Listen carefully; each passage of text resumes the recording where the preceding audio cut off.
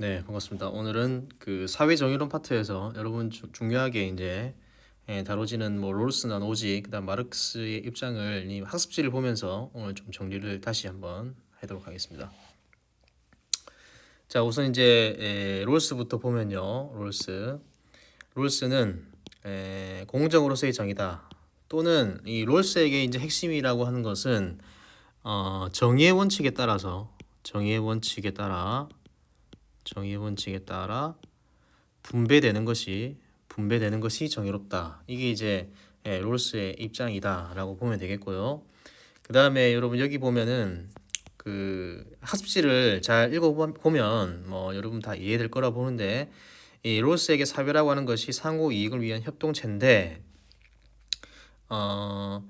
이 사회라고 하는 것이 어, 협동을 통해서 여러 가지 이익을 추구하면서도 이 협동에 따라 생산된 여러 가지 사회적 재화를 분배하는 데 있어서는 갈등이 존재한다. 그래서 협동도 있지만 갈등이 존재하는 게 바로 사회다. 그래서 우리가 갈등을 줄이고 협동을 늘리려면 이 기본적 재화를, 사회의 기본 재화를 어떻게 분배해야 되는가가 굉장히 중요한 관건이다, 문제다. 그래서 이 롤스라는 사람은 재화를, 사회의 기본 재화를 공정하게 분배하는 원칙을 우리가 합의를 할 수 있고, 이 원칙이 굉장히 중요하다. 이런 공정한 원칙에 따라서 사회 제도가 운영이 돼야 된다라는 것이 롤스의 입장입니다. 그래서 이 원칙을 정할 때 어떤 결과가 중요한 게 아니라 그 원칙을 합의하는 그 과정이 공정해야 된다. 그 절차가 과정 내지는 절차가 공정해야 그에 따른 결과도 정의롭다는, 이것이 바로 우리가 여러분 지난번에 얘기했었지만 이것은 이제 절차적 정의다. 절차적 정의의 입장이다라고 얘기했었는데, 그만큼 이 롤스라는 사람은 절차적 정의에 대해서 중요하다라고 이야기하는 사람이고, 이 절차적 정의를 롤스는 공정으로서의 정의다라는 말로 자신의 입장을 표현합니다. 그래서 이 공정한 절차라고 하는 것이 바로 이 정의의 이 절차적 정의에 따라 나온 원칙이 바로 정의의 원칙이 되는 거고, 그 절차라고 하는 것이 이 원초적 입장이다. 그러니까 원초적 입장은 일종의 과정이고 그에 따른 결과는 정의의 원칙이다, 이렇게 생각하면 되겠고요. 이 원초적 입장이 여러 가지 특징이 있는데 그 크게 세 가지 정도만 여러분 기억하면 되겠는데, 첫 번째는 참가자는 이것은 가상적 상황이기 때문에 서로에게 무관심하고 합리성을 지니고 있다. 그래서 오로지 자신의 이익에만 관심이 있고 다른 사람의 이해관계에 대해서는 무관심하고 동정심이나 시기심도 없다. 이런 가정을 하고 있다는 거예요. 실제로는 이렇게 존재를 하지 않지만 인간이라고 하는 것이, 그런데 이 원초적 입장이라는 가상적 상황의 합의 당사자들은 이런 특징을 지니고 있다라는 것이고, 그 다음에 이 무지의 배를 쓰고 있다는 거. 그러니까 여러 가지 사회적 자연적 우연성을 일정 부분 차단하기 위한 그런 공정한 장치로서 무지의 배를 이야기하고 있다라는 것이고, 그 다음에 그렇다 하더라도 개방된 정보가 좀 있다. 그래서 인간 사회에 대한 일반적 사실, 심리 법칙이나 정치 현상이나 경제 이론, 그다음에 사회 조직의 기초, 이런 것들을 잘 알고 있는 사람들이 이 사회적 재화를 어떻게 분배하는 것이 맞을까에 대해서 서로 합의를 하겠다는 겁니다. 그래서 이 합의 결과가 이제 정의의 원칙이 되는 거고요. 그 정의의 원칙의 내용을 보면 첫 번째, 평등한 자유의 원칙. 그래서 이 롤스라고 하는 사람은 무엇보다 이런 자유라는 가치를 무엇보다 중요하게 생각한다. 그래서 이것은 롤스가 이 사람이 자유주의 철학자임을 우리가 확인해 볼 수가 있다는 거고요. 그 다음에 이 자유주의 철학의 입장에서 기본적 자유를 절대적으로 보장해 줘야 된다는 것을 강조를 하고 있고, 이런 것들은 우리가 나중에 또 보겠지만 노직과 같은 입장이다. 그래서 노직과 롤스는 둘 다 자유주의적 입장이다. 그래서 다수의 이익을 위해서 또는 사회 전체의 이익을 위해서 기본적 자유를 훼손하는 것은 용인될 수 없다라고 하는 것도 역시 이것은 공리주의를 비판하는 내용이다라고 이해를 하면 되겠습니다. 공리주의를 비판하는 내용.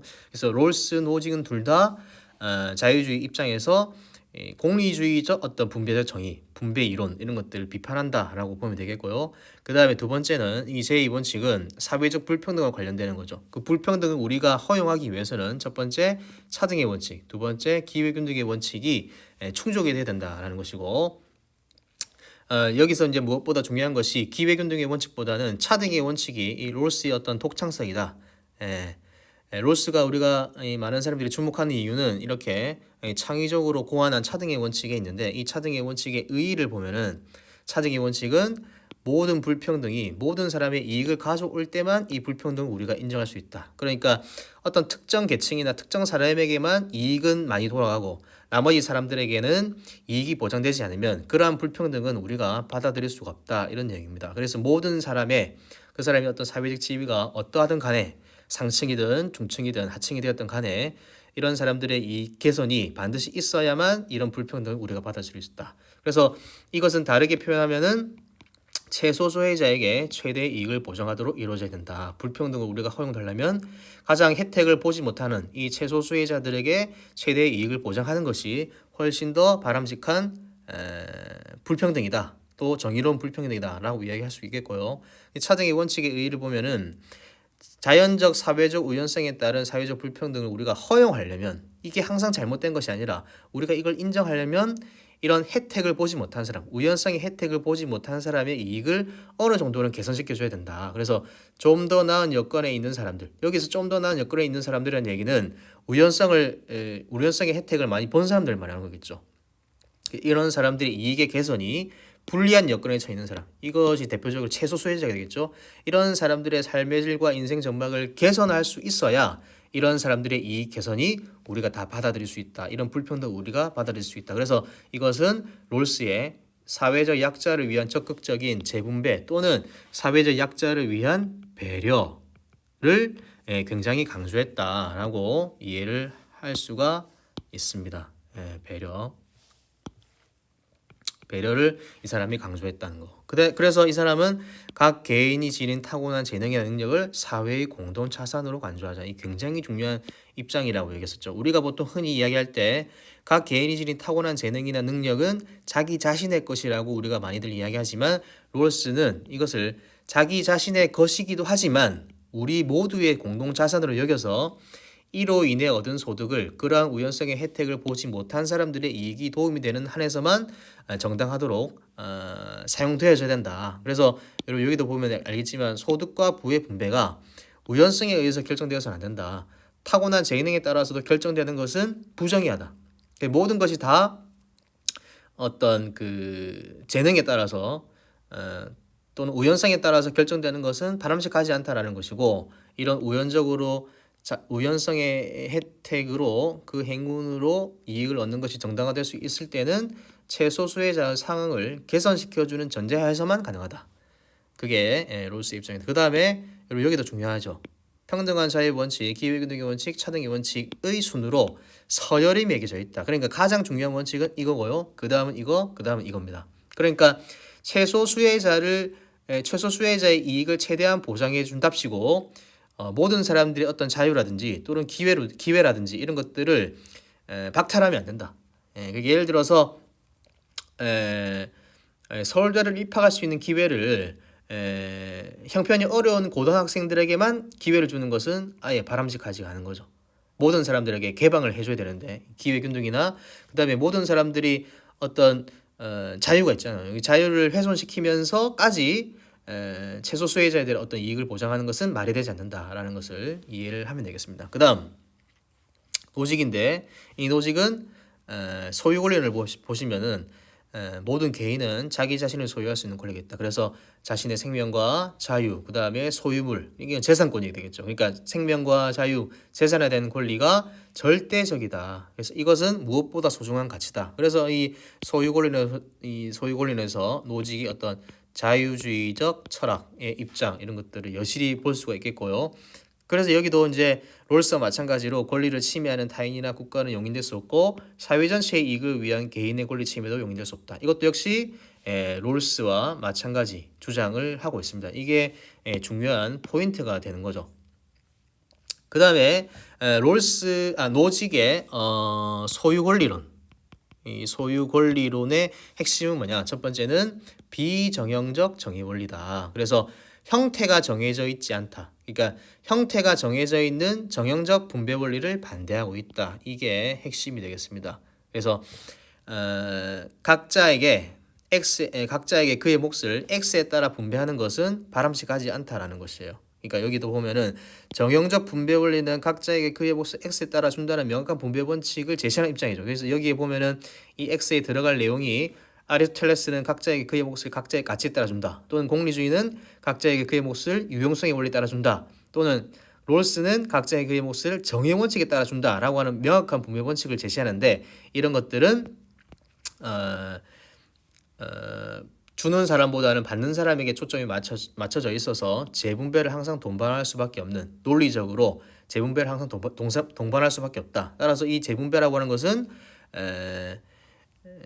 재산권을 이 개인의 권리를 침해하는 그러니까 소유권을 침해하는 이런 논리적인 기결로 돌아간다. 그래서 노직은 이렇게 반대를 하고 있다는 거고요. 그다음 두 번째는 이 사람은 분배보다는 정당하게 우리가 어떻게 하면은 소유권을 획득할 수가 있느냐. 그래서 정당한 소유의 과정과 절차에 초점을 두고 있다. 그래서 정당한 소유가 발생하는 역사적 과정과 절차를 제시했다는 점에서 우리가 보통 역사적 정의 이론이다라고 이야기하고요. 그래서 우리가 보통 이 노직의 입장을 비정형적 역사적 정의 이론 이렇게 이야기를 합니다. 비정형적 역사적 정의 이론. 예. 그래서 이 정당한 소유권을 획득하게 되는 정의의 원칙을 제시하는데 그것이 취득의 원칙, 이전의 원칙, 시정 교정의 원칙이다라고 보면 되겠고요. 취득을 할 때는 자신의 노동이 들어가야 되고 다른 사람의 상황을 악화시키거나 피해를 주지 않으면 그에 따른 산물은 자신의 소유권으로 발생된다라는 것을 이야기하는 겁니다. 그다음 이전은 소유주의 자유 의사에 따라 이전 처분 양도될 수 있다라는 것이고요. 핵심은 뭐냐면 자유 의사에 따라서 우리가 뭔가 이전이 돼야 된다. 그럴 때 소유권이 정당하게 이전이 되는 것이다. 그래서 세 번째 보면은 취득과 이전의 과정에서 정의롭지 못한 경우에 이 부당한 상태를 바로 잡아야 된다. 이 시정이라는 것이 잘못된 것을 바로 잡는 것이니까 이것이 바로 국가가 해야 되는 역할이다. 그래서 이런 세 가지 원칙을 제시하고 있다. 이 세 가지 원칙은 앞서 이야기한 것처럼 분배를 어떻게 할 것이냐에 주목하기보다는 소유의 과정이 어떻게 되느냐. 소유의 과정이 정당하게 되려면 이런 과정을 거쳐야 돼라고 이야기하는 것이고 그래서 이런 과정에 따라서 이런 소유의 과정에 따라서 나타난 결과도 역시 정의롭다. 이런 거거든요. 그래서 노직 역시 절차적 정의의 입장에 있다. 절차적 정의라는 것은 뭐라고 했습니까? 과정이 공정하면 그에 따른 결과도 공정하다는 거죠. 이런 소유의 과정이 정당했을 때 그에 따라 나타난 결과가 바로 불평등이거든요. 불평등. 그러니까 어떤 사람은 정당하게 이전받아서 뭐 10억을 가지고 있고 어떤 사람은 정당하게 이전받아서 1억을 가지고 있으면 이것은 뭡니까? 결과가 불평등한 거죠. 똑같이 분배가 된 게 아니니까 불평등한 건데 이런 불평등을 우리가 받아들일 수 있다. 이거는 정의롭다라고 이야기하는 겁니다. 그래서 여러분 여기 보면은 정당한 소유권으로 인한 사회적 불평등은 사회 문제가 되지 않는다. 그래서 노직은 롤스와는 다르게 이게 이제 중요한 거죠. 우연성으로 인한 혜택으로 나타나는 불평등을 이 노직이라는 사람은 크게 문제 삼지 않는다. 롤스는 아까 뭐라고 했냐면은 우연성으로 인해서 나타나는 불평등이 문제가 될 수 있다. 이것은 정의롭지 못하다. 그래서 최소 수혜자의 최대의 이익을 보장해 줄 때 이런 우연성으로 인해서 나타나는 불평등을 우리가 인정해 줄 수 있다고 그랬는데 노직은 그걸 문제 삼지가 않아요. 그래서 노직은 이런 개인의 타고난 능력 또는 재능을 어떻게 개인 자신의 것이다. 자기 자신의 것이다. 우리가 일상적으로 생각하는 대로 롤스는 이것에 대해서 사회 공동 자산이라고 얘기했지만 노직은 그렇지가 않다. 그래서 개인 자신의 것이지 이것은 사회 공동 자산이라고 이야기할 수가 없다. 그래서 이 사람은 아까 이야기한 것처럼 여러분 여기도 나와 있는데 여기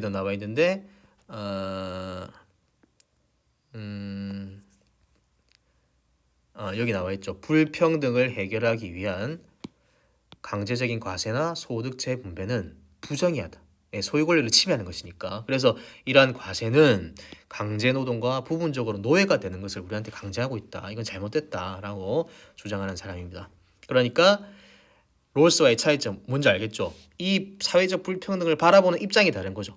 이 사람은 불평등을 완화하기 위한 소득 재분배 반대고요. 롤스는 찬성이다. 이렇게 보면 되겠습니다. 그 다음에 국가의 역할을 이야기할 때 최소 국가를 이야기하는데 국가가 없는 것보다는 국가가 있는 것이 나은데 그 국가라고 하는 것은 개인의 생명과 재산, 나의 생명과 자유, 재산권을 잘 지켜주는 국가의 역할만 하면 된다. 그래서 더 부가적이고 더 어떤 적극적인 역할 필요 없다. 그래서 폭력과 절도, 사기와 계약의 강제로부터의 보호라는 한정된 기능에만 할만 하면 된다라는 것이고 이러한 이 국가가 이것을 아까 이야기한 것처럼 최소 국가라고 이야기하고요. 보통 우리가 이제 최소 국가 다르게 표현하면은 소극적 국가 내지는 작은 정부 뭐 이런 식으로도 표현하는데 이런 것과 다 일맥상통하는 내용이다라고 보면 되겠고요. 그 다음에 국가가 아까 이야기한 것처럼 부자에게 강제로 세금을 부과해서 빈자를 구제하는 이거 재분배죠. 재분배는 옳지 못하고 반대로 이야기하면은 정당한 세금이라는 것은 모든 세금을 반대하는 게 아니라고 했습니다.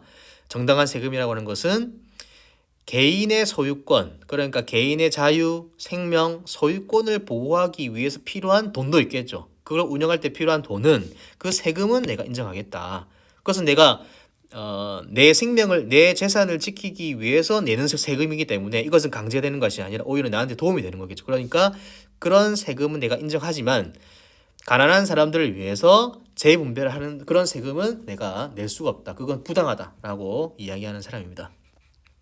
그 다음에 여러분 마르크스가 이제 나오죠. 마르크스는 사회주의, 공산주의 체제를 지향했던 사람이고요. 이 사람은 여러분 이 사회주의, 공산주의라고 하는 것은 자본주의를 비판하면서 등장한 사상이다. 사회주의하고 민주주의라든지 자유주의를 비판하면서 등장한 게 아닙니다. 사회주의나 공산주의는 훨씬 더 민주적이고 훨씬 더 자유로운 세상을 꿈꾸고 있는 사람들이에요. 그러니까 사회주의라고 하는 것은 이 자본주의를 비판하면서 나온 사상이다라고 보면 되겠고 자본주의라고 하는 것은 결국 이 두 가지죠. 특징은 생산수단의 사적 소유와 그 다음에 사유재산자의 보장. 그런데 이렇게 돼버리면 빈부격차라든지 양극화, 그 다음에 경제적 불평등이 심화되고 노동자의 인권이 훼손된다. 왜냐하면 왜 그렇습니까? 생산수단을 사적으로 소유한 사람이 있는 반면에 소유하지 못하는 사람들이 있겠죠. 그래서 이제 우리가 보통 가진 사람을 자본가 계급이라고 이야기하고 생산수단을 가지지 못한 사람을 이 노동자 계급이라고 마르크스가 이야기하는데 이 자본가 계급은 쉽게 얘기하면 갑의 위치에 서 있는 사람들이고 요 노동자인 계급들은 을의 위치에 서 있다. 그러니까 가지지 못했기 때문에 이 가지고 있는 사람들에 비해서 훨씬 더 자유롭지 못하고 평등하지 못해. 그래서 노동자의 인권이 훼손되고 인간이 소외받는다라는 점을 문제를 제기하고 있고요. 그래서 이런 문제를 우리가 극복하려면 이 혁명을 통해서 사회주의, 공산주의 체제로 가야 된다. 그래서 사회주의, 공산주의는 생산 수단을 우리가 모두 다 소유하고 같이 소유한다는 겁니다. 독점하는 게 아니고요. 국가라든지 어떤 특정 개인에게 독점하는 게 아닙니다. 그 다음에 사유재산자를 폐지하는, 그래서 경제적 평등을 추구하는 사상이다. 그래서 마르크스만 유일하게 이 정의로운 불평등은 존재하지 않는다. 이게 여러분 꼭 기억해야 될 내용이죠. 정의로운 불평등이라는 것은 있을 수가 없다. 불평등은 다 잘못된 거야. 부정의한 거야. 라고 이야기하는 사람이 마르크스고요. 우리가 앞에서 배웠던 아리스토텔레스부터 시작해서 공리주의, 그 다음에 롤스, 노지 이런 사람들은 다 정의로운 불평등이 있을 수 있다라고 주장하는 반면에 이 마르크스만 유일하게 경제적 평등을 추구하기 때문에 정의로운 불평등이라는 것은 있을 수가 없다라는 겁니다. 그 다음에 마르크스에게서 여러분 꼭 기억해야 될 것은 마르크스가 아까 이야기한 것처럼 자본주의를 비판하고 있다는 거예요. 왜 자본주의를 비판하냐? 이 사람이 어떤 인간관에서 우리가 볼 수 있는데 인간이란 존재는 뭐냐? 노동을 통해서 자신의 고유한 창조적 잠재력을 실현해 나간다. 그러니까 노동이라는 것이 우리가 앞에서 여러분 직업 윤리할 때 마르크스를 이야기했었던 거죠.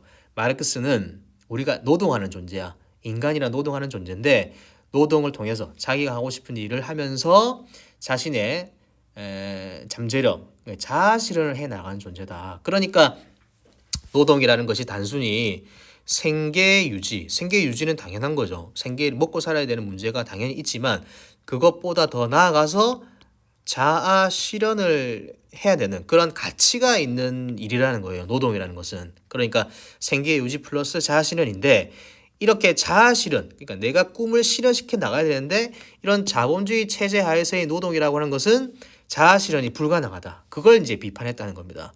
왜 자본주의 체제 하에서는 자아 실현이 되지 않느냐? 그것은 뭐냐? 자본가 계급이 생산 수단을 사적으로 소유하고 있는 반면에 노동자 계급은 생산 수단을 소유하고 있지 못하기 때문에 노동자는 생계 유지를 먹고는 살아야 되잖아. 죽을 수는 없고 먹고는 살아야 되기 때문에 생산 수단을 소유하고 있는 자신의 노동력을 자본가에게 팔 수밖에 없어요. 이 사람은 이 사람에게 나의 노동력을 노동시장에 내놓고 싸게 팔아야 됩니다. 그러니까 자기의 꿈을 실현시켜 나가는 노동은 불가능해. 이렇게 논리적으로 이야기하는 거거든요. 예, 여러분 이해가 되셨는지 모르겠는데. 그래서 마르크스는 노동자는 자본가가 아니라 노동자는 자아 실현을 위한 자발적 노동이 아니라 강제된 노동을 할 수밖에 없다. 강제된 노동이니까 여러분 자유롭지 못한 거죠. 그래서 생산을 위한 도구로 전락해버렸다. 생산을 위한 도구로 전락했다는 것도 마찬가지인 거지. 왜냐하면 자본주의는 세분화된 굉장히 체계적이고 이 세분화된 이 분업 체계가 형성이 되어 있죠. 분업 체계.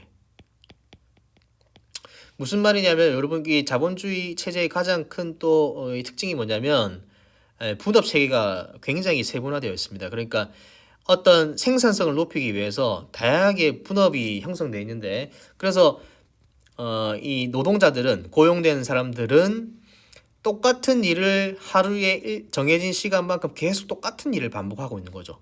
그러니까 똑같은 일을 반복하는 이 노동자는 하나의 어떤 기계와 같아진다. 컨베이어 벨트에 돌아가는 그 똑같은 일을 계속 반복적으로 하는 노동을 우리가 생산성을 높이기 위해서 이 자본주의 체제에서는 그런 노동을 하고 있기 때문에 사실은 내가 하고 싶은 일을 자아 실현을 희망하는 그런 노동은 사실상 어렵다.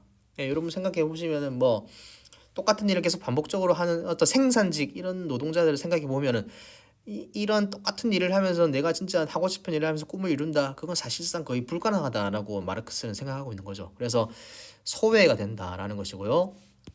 그래서 이런 노동 소외나 그다음에 어떤 인간 소외 이런 것들을 극복해 내려면 공산주의 사회가 도래되면 되는데 이 공산주의 사회가 도래되면은 자본가와 노동자 계급 사이에 계급 투쟁이 붕괴되고 계급도 없고 국가도 없는 공산주의 사회가 도래할 것이다. 자, 이렇게 되었을 때 사유재산제가 폐지되고 생산수단이 공동소유가 실현되면서 완전한 평등사회가 구현된다. 그래서 이 사람 뭐라고 얘기합니까?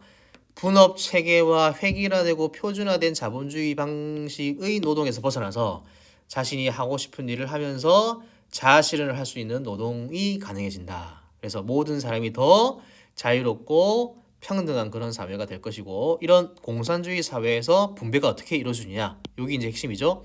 능력에 따라 일하고 필요에 따라 분배할 수 있다. 핵심은 필요에 따라 분배받는다는 거예요. 필요에 따라서 능력에 따라 분배받는 것이 아니라 여러분 우리가 보통 자본주의 체제 하에서의 어떤 분배 정의는 보통 이거거든요. 능력이나 업적에 따라 분배를 많이 합니다. 그래서 여러분 업적이 실적이 높은 사람들에게 더 많은 몫을 우리가 분배를 해주죠. 능력이 떨어지는 사람은 그렇지가 않고요. 여러분 우리가 성적을 우리가 분배를 할 때도 1등급부터 9등급까지가 있는데 이걸 어떻게 분배합니까? 능력이나 업적에 따라서 분배하는 거죠. 그 사람이 100점을 받으면 1등급, 그 다음에 10점을 받으면 9등급 이렇게 업적에 따라서 분배를 하는 건데 이것은 사실상 불평등한 거고 이것은 바람직하지 못하다는 거예요. 네. 그래서 업적이나 능력에 따라 분배받는 것이 아니라 이 필요에 따라 분배를 받는 것이다. 이걸 주장하는 사람이 마르크스다라고 보면 되겠고요. 그래서 여러분 쭉 보시면은 공산사회라는 가장 높은 단계가 실현되면 쭉쭉쭉 나가서 정신노동과 육체노동 사이의 대립이 사라지고 그 다음에 노동은 삶을 위한 수단일 뿐만 아니라 생계 유지 수단이 아니라 뿐만 아니라 그 자체로서 삶의 근원적인 욕구가 된다. 진짜 노동이 너무 하고 싶다는 거예요. 일이 하고 싶은 일이 넘쳐난다는 거예요. 그래서 이런 사회에서는 각자의 능력에 따라서 각자의 필요에 따라서라는 원칙, 이런 분배 원칙이 성립될 수가 있다라고 이야기를 한다는 점입니다. 네, 마르크스. 그러니까 여러분 핵심은 이 사람은 공산주의 사회주의를 꿈꿨던 사람이고, 그 다음에 이런 공산주의 사회에서의 어떤 분배 방식은 이렇다. 예, 이 정도를 기억하면 되겠고, 그 다음에 이 사람이 자본주의를 어떻게 비판하고 있느냐? 자본주의라는 것은 인간의 어떤 인간성 이런 것들을 소외시킨다. 그래서 이게 문제가 되기 때문에 우리는 혁명을 통해서 공산주의 사회가 도래되면 이렇게 누구나 하고 싶은 일을 하면서 좀 더 자유롭고 평등하게 자기가 하고 싶은 일을 마음껏 할 수 있는 그런 사회가 도래된다라는 것입니다.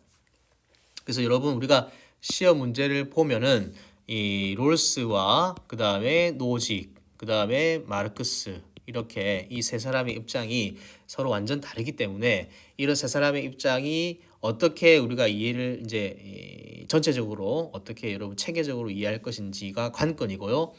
뭐 다시 이야기를 하자면 이 두 사람은 자유주의, 이 사람은 공산주의고, 그 다음에 이 적을 데가 없는데,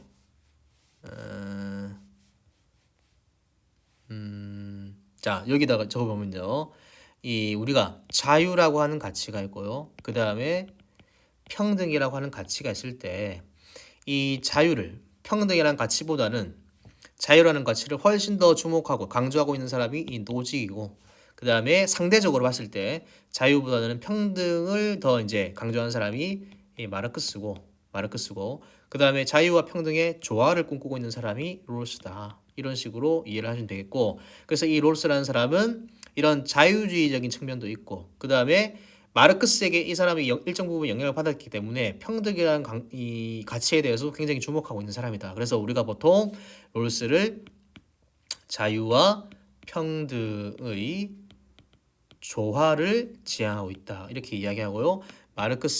노직은 우리가 자유지상주의다. 이 자유라는 가치가 무엇보다 중요하다라는 것이고, 마르크스는 우리가 사회주의 또는 공산주의 이렇게 보통 이렇게 정리를 하죠. 네, 여러분 이런 식으로 그 각 사상가들의 어떤 세부적인 입장도 여러분 다 알으셔야 되지만, 이런 사람들의 어떤 이 입장의 어떤 그 분기점이라고 할까, 전체적으로 아우를 수 있는 이런 여러분 어떤 생각도 반드시 잘 알아놔야 되겠습니다. 오늘은 여기까지 하고요.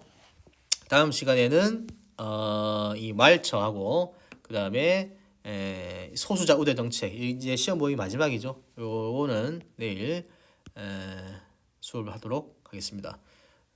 마치겠습니다.